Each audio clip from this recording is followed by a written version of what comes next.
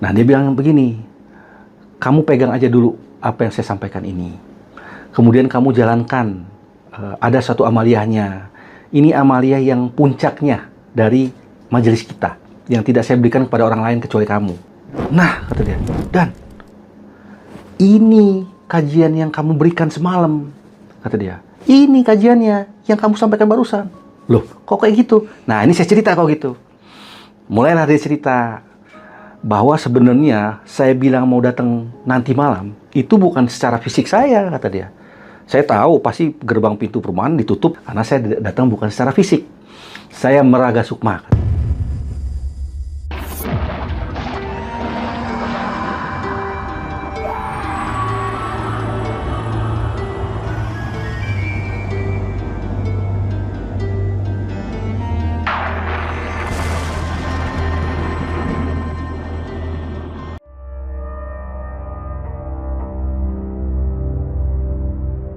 Assalamualaikum warahmatullahi wabarakatuh. Waalaikumsalam warahmatullahi Mas wabarakatuh. Dani, ini yang kedua kali ya Iya. datang ke Jelajah Malam, Betul. jauh-jauh dari Bandung. Iya. Malam ini Mas Dani mau cerita apa? Baik, Mbak Mona.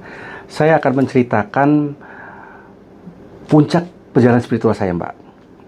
Dan bagaimana akhirnya saya memahami manunggauling kaula Gusti itu.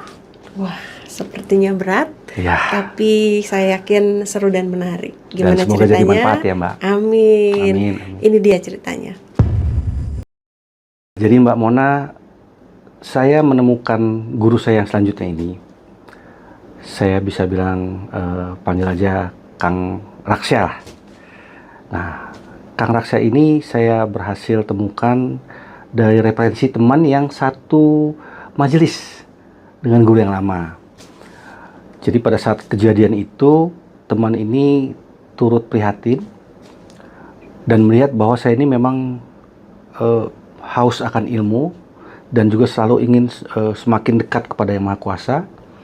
Jadi dia akhirnya memberitahu saya bahwa dia dititipi sebuah buku yang tebalnya lumayan, yang isinya kajian-kajian, kalau kata dia itu kajian tingkat tinggi, yang dia tidak pernah temukan dimanapun. Akhirnya saya coba untuk bertemu dengan dia di rumah, untuk melihat seperti apa sih gitu kan. Jadi kami janjian, lalu kemudian ketemu di rumahnya. Lalu dia menunjukkan bukunya. Memang bukunya tebal, kemudian isinya juga banyak hal yang saya tidak pahami. Dalam hati saya tuh sangat merasa senang. Dulu meskipun dapat hal yang bagus, tapi ditutup dengan hal yang kurang pas. Semoga aja ini hal yang lebih bagus dan ditutup dengan hal yang baik juga. Nah, jadi dari situ teman saya ini mengajak untuk bertemu langsung, agar supaya bisa mendengar langsung apa sih kajian ini sebenarnya. Jadi kami akhirnya janjian dengan 4 teman lain untuk ke rumah beliau yang lokasinya cukup jauh dari Bandar Lampung karena beda provinsi, di Lahat. Nah, kami berangkat bersama, bertemu di satu rumah teman yang kemudian kami makan siang bersama. Lalu sekitar jam 2 kami berangkat. Jam 2 siang. Jam 2 siang. Nah, perjalanannya kan kami nikmati ya, Mbak ya. Artinya nggak selalu sama mobil terus sampai ke tujuan. Kadang kami berhenti, ada yang minta ngopi dulu, ada yang rokok, dan lain-lain. Jadi perjalanan agak lama. Tiba di sekitar 1 jam lah sebelum sampai ke lokasi di Lahat. Itu mungkin pukul 2 atau 3 pagi, dini hari. Nah, si driver kelelahan. Jadi kami sepakat untuk mencari tempat beristirahat, untuk tidur. Jangan sampai kita mau menuntut ilmu agama, ilmu ketuhanan, tapi tiba-tiba malah jadi masalah, kecelakaan misalnya kan karena kecapean. Ya udah, kami sepakat cari tempat dan ketemu sebuah pom bensin atau SPBU. Kami berhenti di sana, lalu kemudian kami rame-rame tidur dalam musolanya SPBU itu. Jadi saya tidur di dekat pintu Malang, seperti Malang itu, terus berjejer penuh sampai ke mihrabnya itu, berenam. Nah, kemudian kami tidur.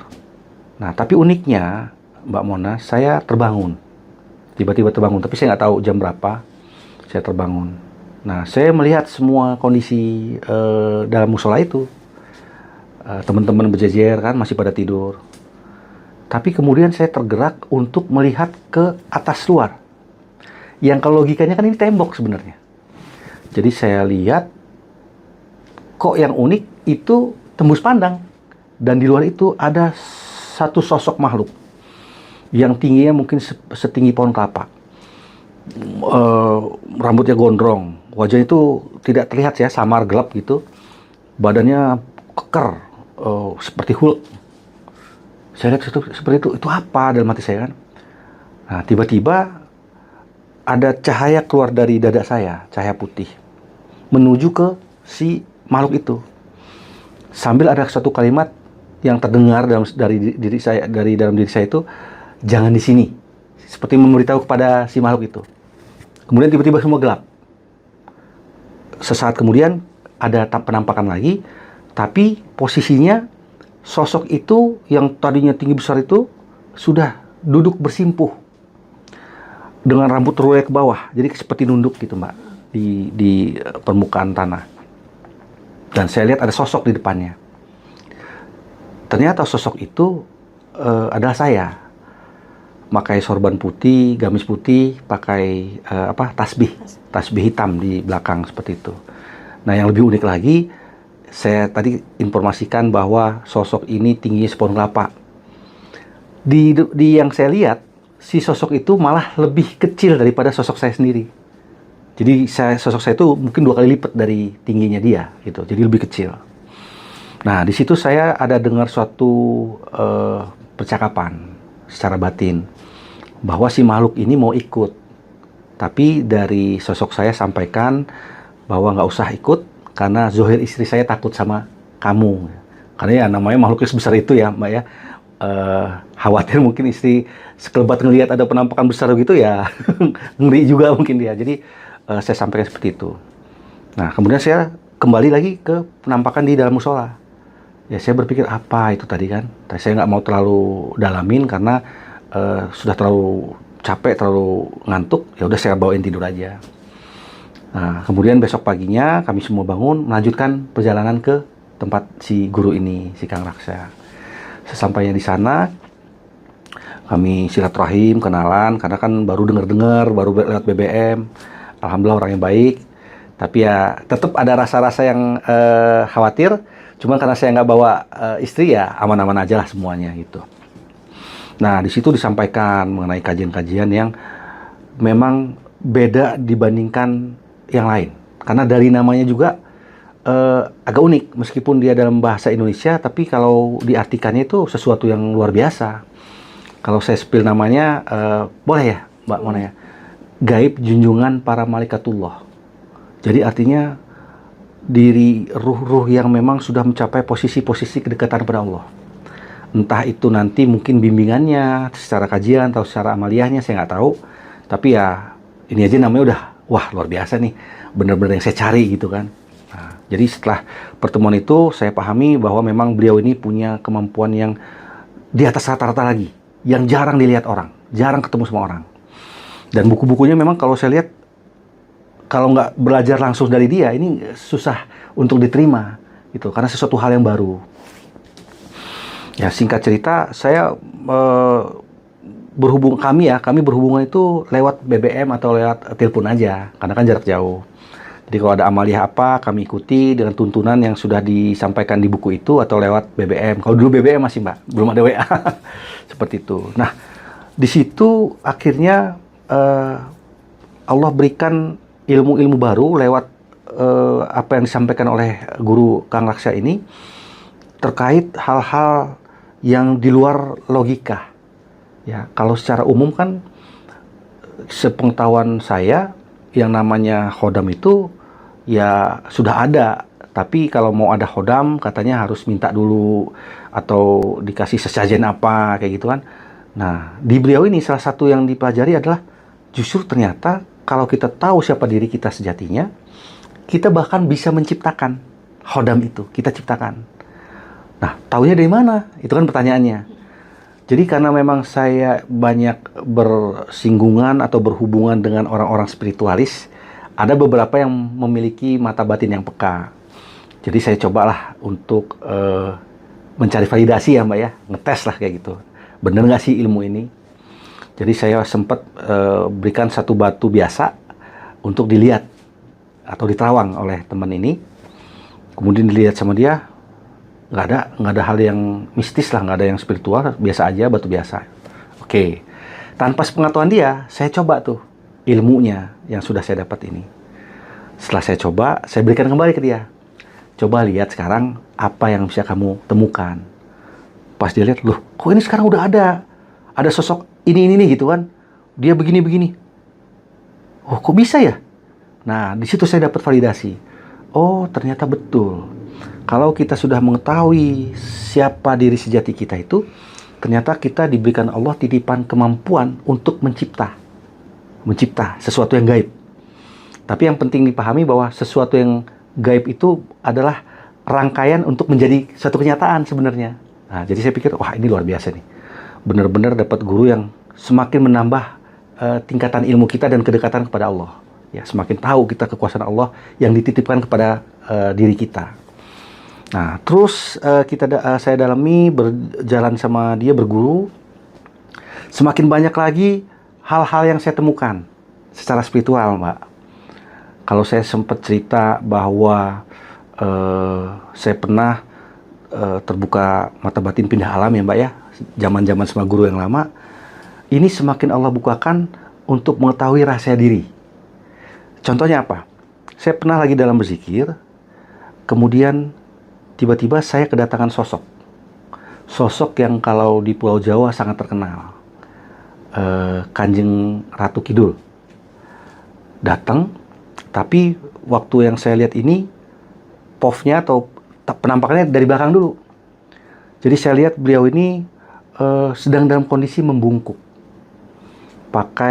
Jadi setelah belakang itu dia angle-nya, sudut pandang itu semakin ke samping, sehingga terlihat siapa yang di depan dia, terlihat juga apa yang dia pakai. Seperti ada gelang emas di lengannya, ada tiara di rambutnya, di mahkota di kepalanya, ada kalung 3 tingkat emas di sini, ada kemben warna hijau tua, bludru, ada selendang warna hijau muda, sama kain jarik ya, seperti itu. Dia lagi seperti begini, membungkuk. Saya pikir dia membungkuk pada siapa gitu kan. Semakin sudut pandangnya itu kelihatan di depan, saya lihat ternyata ada sosok di situ memakai sorban putih dan gamis putih. Dan uniknya, saya lihat wajahnya wajah saya. Dengan gaya yang sama, Mbak, pakai tasbih di belakang. Kalau saya lihat gestur tubuhnya, si Kanjeng Roro Kidul ini sedang membungkuk memberi hormat. Dan sosok saya lagi berdiri tegap seperti biasa. Jadi di situ saya paham, oh ini tuh rahasia diri sejati yang dibukakan oleh Allah. Karena kalau dalam kajian saya itu ada yang namanya barang siapa mengenal dirinya, kenal akan Tuhannya, bahwa manusia itu adalah rahasia Allah dan Allah itu rahasianya manusia. Jadi Allah sedang membukakan rahasia diri manusia ini, saya ini. Mulai kebuka lagi. Lalu kemudian ada satu masa yang saya seperti pindah alam juga. Saya sedang duduk bersila, kemudian tiba-tiba pindah alam. Ada sosok dengan menggunakan pakaian khas Jawa, adat Jawa, pakai belangkon ya Mbak ya, pakai baju kayak, saya nggak tahu jas yang khas Jawa seperti itu, tapi bajunya itu glitter, bercahaya-cahaya. Lalu pakai sarung dan slop. Yang unik dia tangannya seperti ini Mbak. Saya pikir mantap gitu ya. Ternyata ini gestur tubuhnya khas adat Jawa, sembari ngebungkuk. Nah saya lihat, oh apa ini gitu kan. Ya saya paham lah penghormatan itu. Nah setelah dia menghilang, ada sosok lain. Sosok perempuan pakai baju batik putih. Khasnya perempuan-perempuan di Bali. Yang saya tahu seperti itu. Jadi ya kebaya putih, betul, kebaya putih. Rambut digulung ke belakang. Kemudian ada tanda saya nggak tahu, ada tanda lah di dahinya. Pakai sarung jarik itu juga. Sama tangannya di sini. Nah, saya lihat satu, ini apa dalam hati pandangan batin saya?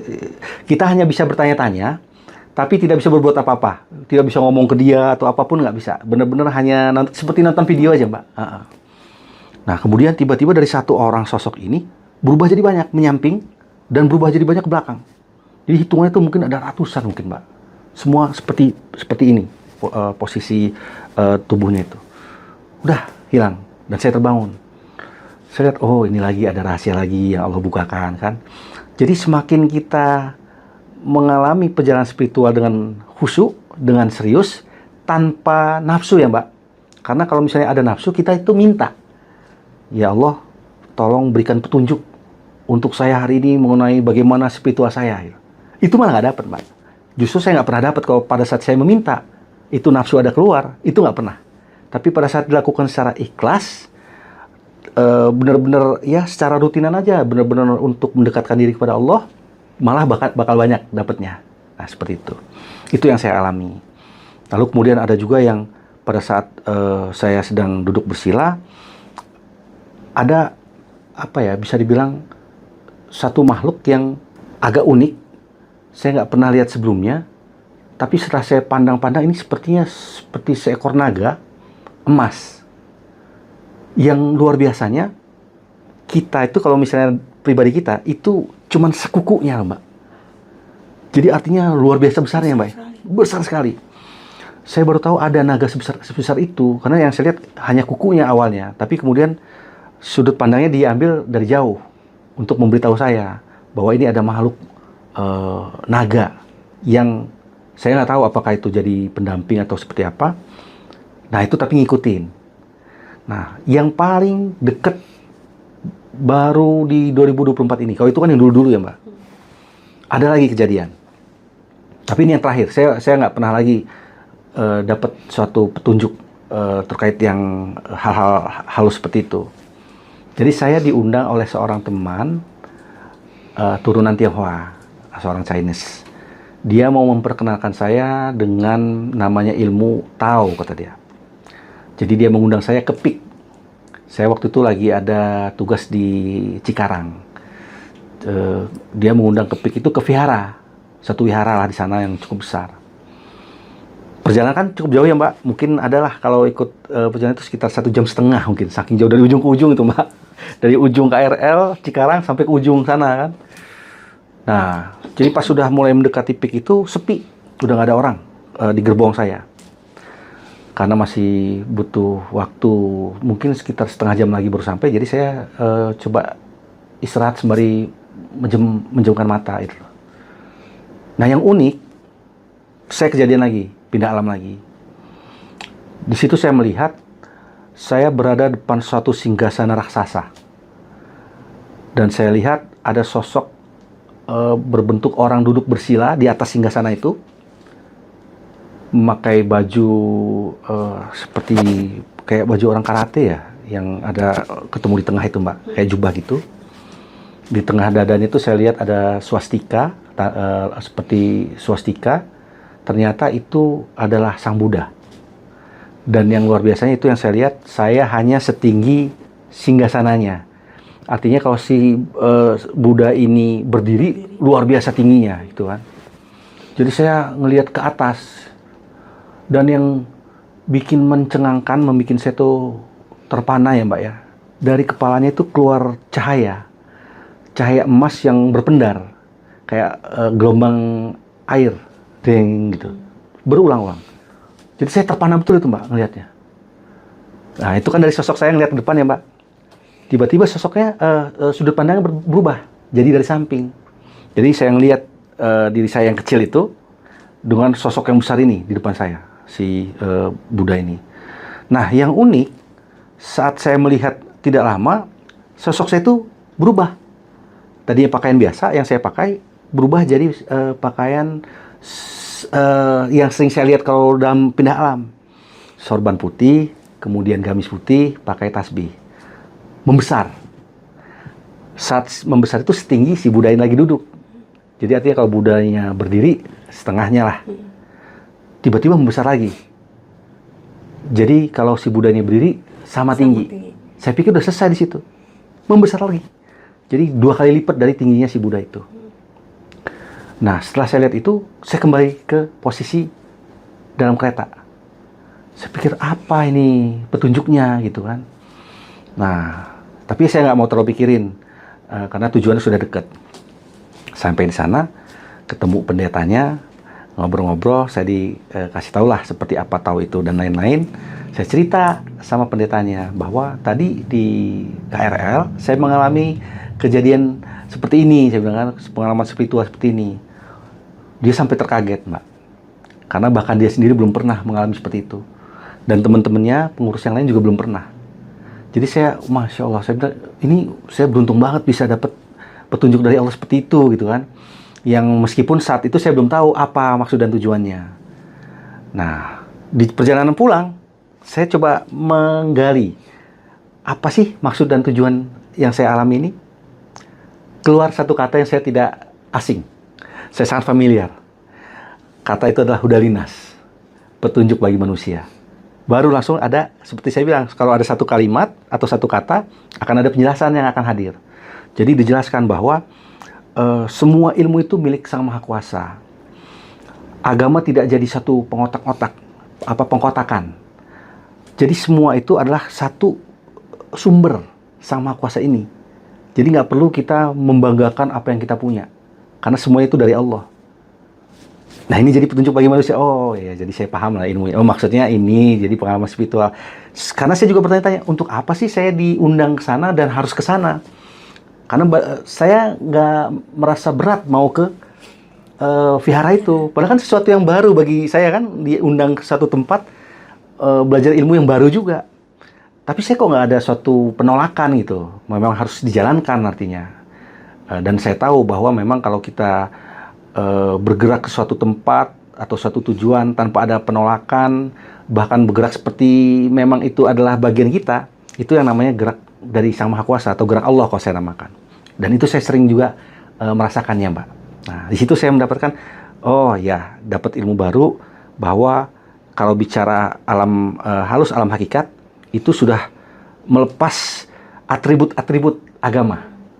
Yang ada adalah Sang Maha Kuasa, satu-satunya yang ada. Nah, itu kira-kira gitu, Mbak. Bahwa semua agama itu datangnya dari Allah ya. Betul sekali. Semua agama kan mengejarkan kebaikan, ulas asih, dan ternyata itu ulas asih itu bagian dari Rahman dan Rahimnya Allah kan. Jadi, oh, saya tangkap seperti itu hakikatnya. Ya. Itu, Mbak. Tadi kan Mas Dani sempat menyampaikan bahwa diajarkan nih bisa membuat hodam untuk diri sendiri. Iya. Jadi nggak perlu nunggu turunan atau apa gitu ya. Betul.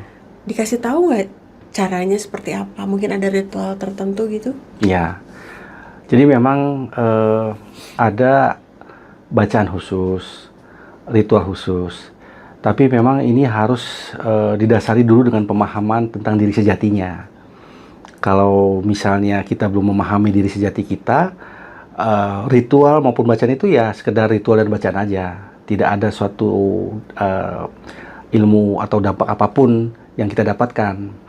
Makanya memang kalau saya lihat runutannya, dari pertama saya belajar dari guru yang awal, kemudian yang kedua, sampai yang terakhir ini, itu memang sudah disusun oleh Yang Maha Kuasa, oleh Allah, agar supaya ilmu yang diturunkan oleh guru yang terakhir ini, itu punya betul-betul manfaat yang sesuai dengan apa yang kita jadi bagiannya, kayak gitu. Jadi memang ada puasanya, ada kemudian amaliyah di atas sajadah, seperti itu.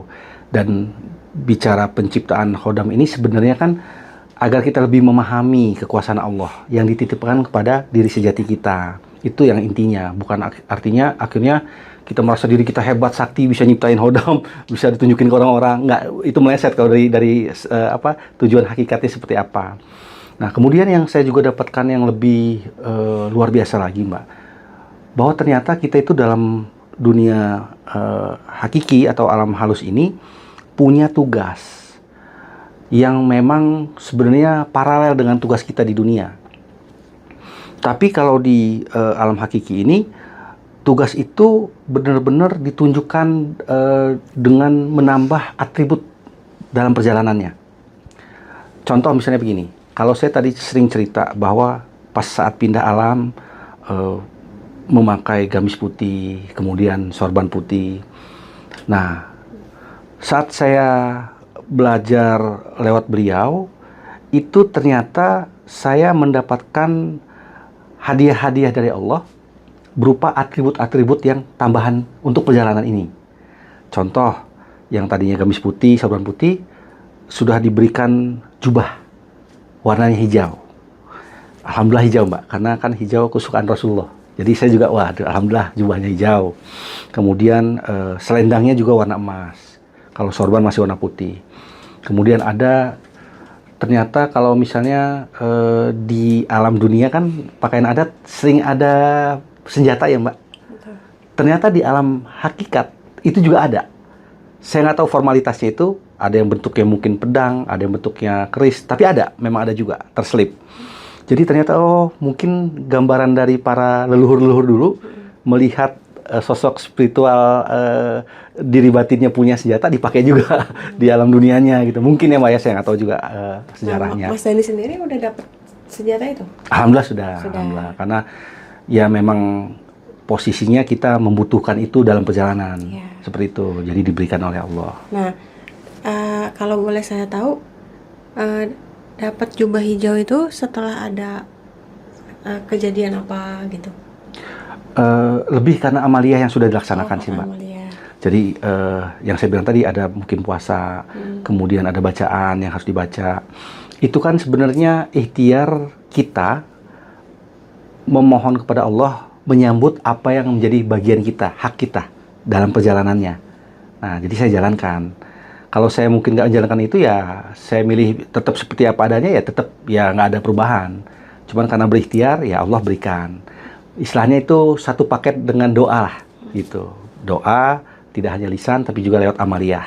Nah, akhirnya pada saat dipalidasi oleh orang-orang yang memang mampu melihat secara gaib, termasuk istri saya juga, oh benar seperti itu. Itu yang membuat kita semakin yakin gitu Mbak. Nah kira-kira begitu. Mas Dani saat ini masih di pengajian itu? Sayangnya sudah enggak Mbak.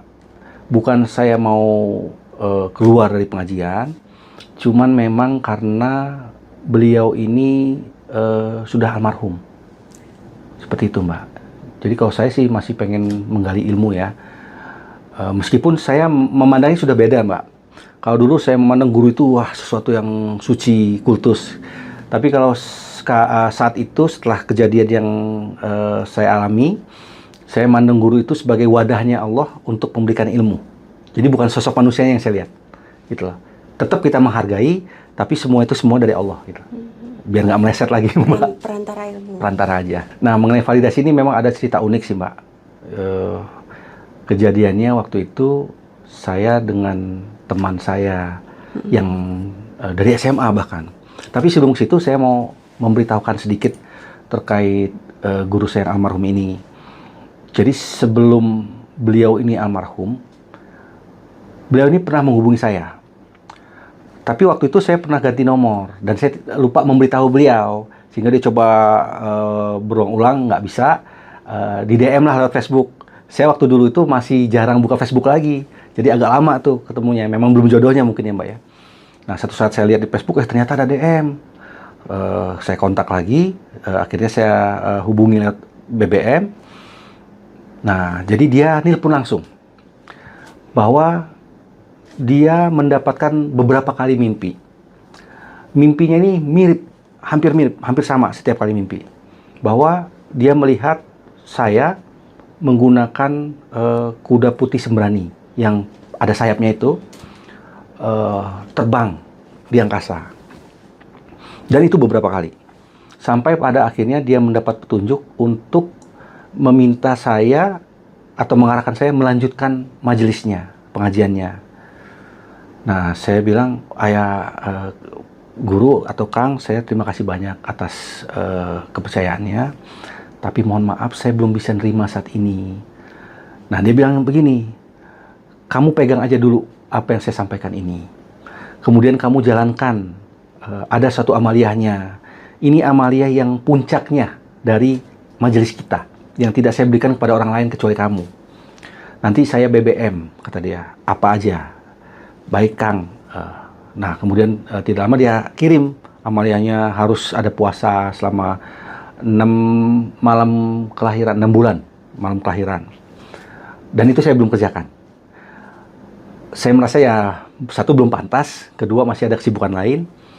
Tapi yang saya sangat sedih ternyata telepon dia itu adalah atau BBM-nya itu adalah terakhir kali dia menghubungi saya. Karena tidak lama dari situ beliau meninggal dunia karena sakit. Jadi saya sangat berduka dan juga menerima bahwa apa yang beliau sampaikan itu ternyata wasiat terakhir.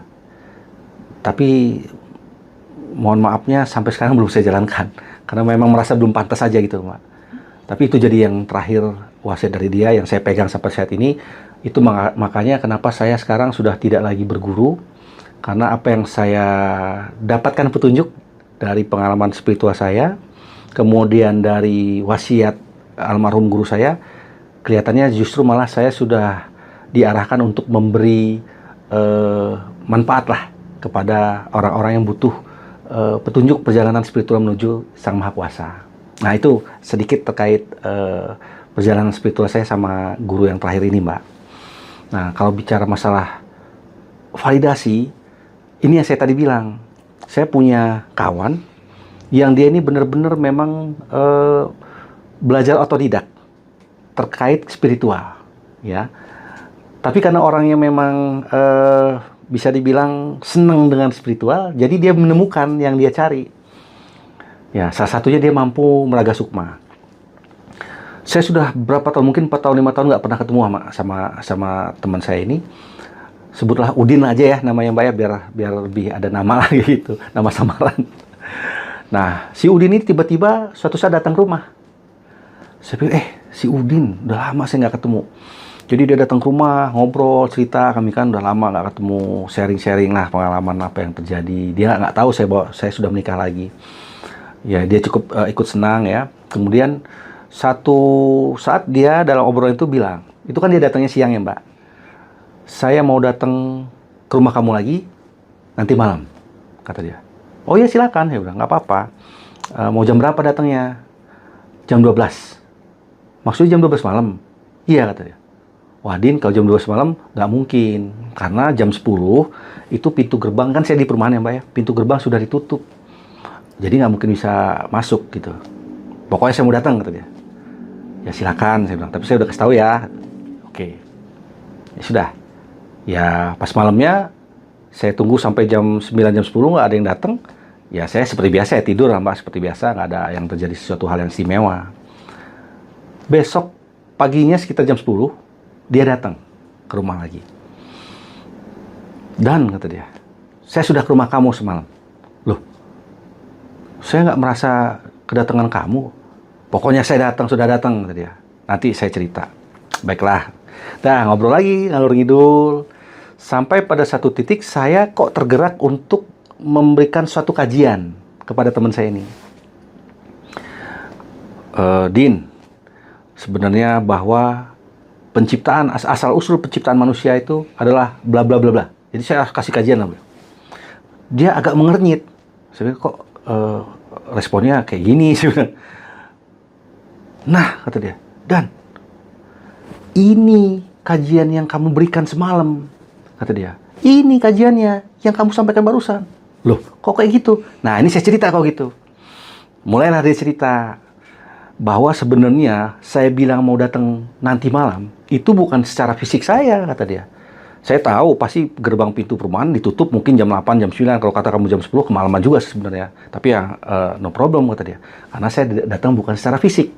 Saya meraga sukma, kata dia. Atau merogo sukmo, kalau kata bahasa Jawanya. Oh, pantes. Jadi gimana ceritanya? Saya kan pengen tahu juga nih. Jadi, kata dia, saya awal mula keluar dari rumah saya. Berjalan menuju ke rumah kamu ini. Saya lihat pintu gerbang ditutup.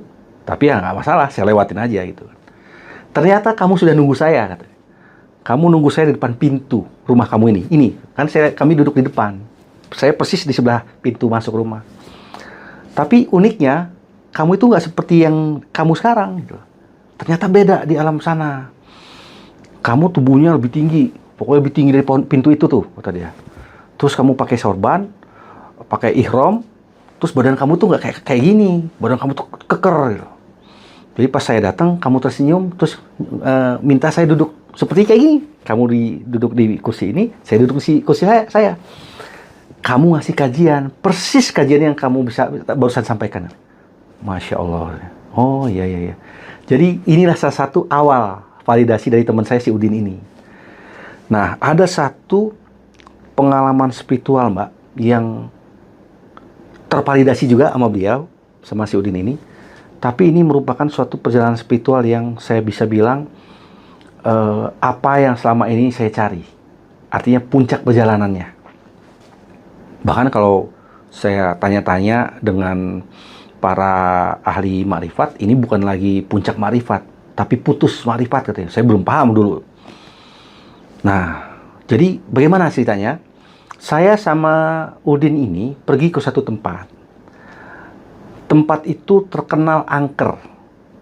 Bahkan pernah didatangi oleh Mr. Tukul di acara program Mr. Tukul Jalan-Jalan.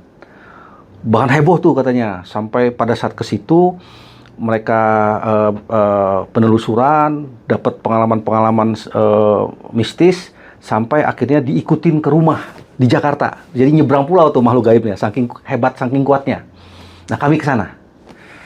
Memang kondisinya serem, Mbak, tempatnya itu. Jauh dari mana-mana, jauh dari perkampungan warga, ada kuburan tua juga di sana. Ini di Lampung berarti? Masih di Lampung, Mbak, di Bandar Lampung. Ada sungai, ya. Jadi memang kalau sendirian lumayan sih. Tapi saya pernah 7 malam berturut-turut sendirian di sana. Nanti mungkin ada kesempatan lain saya cerita. Nah, kami duduk berdua di sana, dalam kondisi yang sangat gelap, cuman dicahayai oleh cahaya bulan. Nah, saat kami duduk itu, teman saya bilang, "Dan, saya mau ngajak kamu, kita ke Ka'bah." Kalau dia kan memang bisa meraga sukma ya, Mbak. Saya kan enggak. Saya nggak paham gitu. Tapi saya iya-iyain aja. "Oke, Din," saya bilang, "kita ke sana." "Ya sudah, ayo kita mulai." Ya, saya hanya niatkan aja dalam hati saya, "Ya Allah, bawa saya ke Masjidil Haram untuk ke Ka'bah bersama teman saya ini." Udah itu aja. Terus saya mejem, saya hening. Mungkin karena memang ini adalah petunjuk puncak ya, Mbak ya, membuka bukan hanya rahasia diri lagi, tapi rahasia Sang Maha Kuasa bahkan. Jadi saya ditampakkan sesuatu yang saya belum bisa cerita, tapi sesuatu ini hal yang memang kalau katanya Allah itu laisa kamitslihi syai'un, tidak menyerupai apapun. Itu saya akhirnya bisa paham maksudnya apa. Ya, kalau orang masih beradu argumen apa, kalau saya dengan pengalaman spiritual sendiri sudah paham sendiri, nggak perlu beradu argumen lagi. Jadi saya mengalami sesuatu, tapi yang uniknya saya melihat apa yang saya lihat, saya dengar apa yang saya dengar, yang saya alami, teman saya berbeda. Teman saya persis dengan apa tujuan dia. Dia ke Ka'bah katanya. Jadi kalau ceritanya itu setelah saya dengar dari dia, ternyata ada satu benang merah yang menyatukan, meskipun ceritanya berbeda. Ya, jadi saya alami apa yang saya alami, saya dengar apa yang saya dengar. Bahkan ada suatu kalimat yang itu ada dalam Al-Quran, menyatakan siapa Tuhan sebenarnya gitu kan. Seperti itulah kira-kira namanya puncak spiritual ya, Mbak ya. Nah, teman saya ini beda. Jadi teman saya yang dilihat dia adalah, kami akhirnya ketemu di depan salah satu pintu gerbangnya Masjidil Haram. Kami ketemu dengan pakaian yang sama, jubah putih, serban putih, ketemu. Lalu kami masuk bersama-sama ke dalam. Lalu kami melakukan tawaf bersama-sama. Rame kata dia. Ternyata yang dalam alam hakiki juga, alam halus juga, itu ada, Mbak, yang memang secara halus, iya, yang tawaf juga. Bukan hanya manusia ternyata gitu kan. Kami ikut tawaf juga. Pas hitungan tawaf yang keempat, saya hilang. Dia nyari-nyari itu kemana Dani ini gitu kan. Tapi ya karena memang belum selesai, jadi dia tetap lanjutkan tawafnya sendiri. Pas hitungan yang ketujuh, dia ngeliat saya lagi, sudah di depan Ka'bah, berdiri menatap Ka'bah. Tapi yang dia lihat, baju saya atau gamis saya ini udah beda warna. Yang dilihat dia biru langit, sorbannya juga biru langit. Nah, kemudian, "Dani, saya cari kamu kemana-mana. Kok tiba-tiba kamu di sini?" Saya diem, tetap natap Ka'bah. Jadi dia sembari bicara itu mencoba berdiri samping saya. Yang unik, Mbak, dia bilang ada dorongan untuk mundur. Jadi dia seperti ada kekuatan yang membuat dia harus mundur, nggak bisa sebelahan, gitu. Jadi dia harus di belakang. Jadi setelah selesai, kami kemudian kembali lagi, gitu. Kembali, dia sudah balik lagi ke ininya, ke posisi semula. Saya juga selesai. Dia kan cerita, Mbak, bahwa seperti yang tadi yang diceritain. Saya dengerin, pas dia bilang hilang, saya tahu itu berkaitan dengan apa yang saya alami. Jadi pas saya hilang, saya lagi dalam posisi mendapatkan suatu pengalaman spiritual puncak saya itu. Pas saya selesai, balik lagi, dia lihat saya udah beda baju, warna bajunya. Oh, ternyata ini validasinya. Apa yang saya alami, memang saya alami beda dengan yang dia lihat atau dia pandang. Cuman ternyata benang merahnya, saat saya kembali lagi ke situ, bajunya udah beda. Biru langit katanya warnanya. Ya itu kan hal yang nggak bisa direka-reka ya, Mbak ya. Dia melihat dan menyaksikan sendiri, ya saya juga sama. Kami nggak bisa, enggak saya ngeliatnya gini, ya enggak. Karena ternyata benang merahnya ada. Nah, disinilah saya memahami bahwa namanya bahasa kajiannya itu kan manunggaling kaulo Gusti. Orang memahami secara awam menyatunya hamba dengan Tuhan. Kalau dari pengalaman spiritual yang saya alami, alhamdulillah saya dapat pemahaman yang berbeda, Mbak. Bukan menyatu, tapi melebur. Kalau menyatu itu kan dua sosok berbeda jadi satu. Tapi kalau saya justru seperti kalau es batu kembali jadi air. Jadi melebur. Jadi kita kalau misalnya bilang kita menyatu, wah hebat sekali kita merasa ada. Padahal kita tahu yang ada hanya yang Maha Kuasa, nggak ada yang lain. Zat wajib wujud hakiki mutlak, cuma Dia yang ada. Makanya manunggaling kaulo Gusti itu bukan menyatu tapi melebur. Nah, apa yang saya alami itulah saya jadi terbuka. Oh, ini pengalaman spiritual. Jadi bukan lagi kata orang, bukan lagi kata Google, tapi benar-benar pengalaman spiritual. Nah, jadi runtutan perjalanan spiritual saya dari awal ketemu guru, dari sampai awal mulanya malah kehilangan-kehilangan ya, Mbak ya. Kehilangan, kemudian akhirnya ketemu guru, sampai ada badai-badai lain. Itu ternyata merupakan rangkaian untuk menuju ke sampai ke situ. Prosesnya. Ternyata sangat tidak mudah, penuh dengan perjuangan dan ujian. Kalau misalnya dari awal saya sudah mundur ya nggak ketemu buah-buahnya kan, Mbak ya.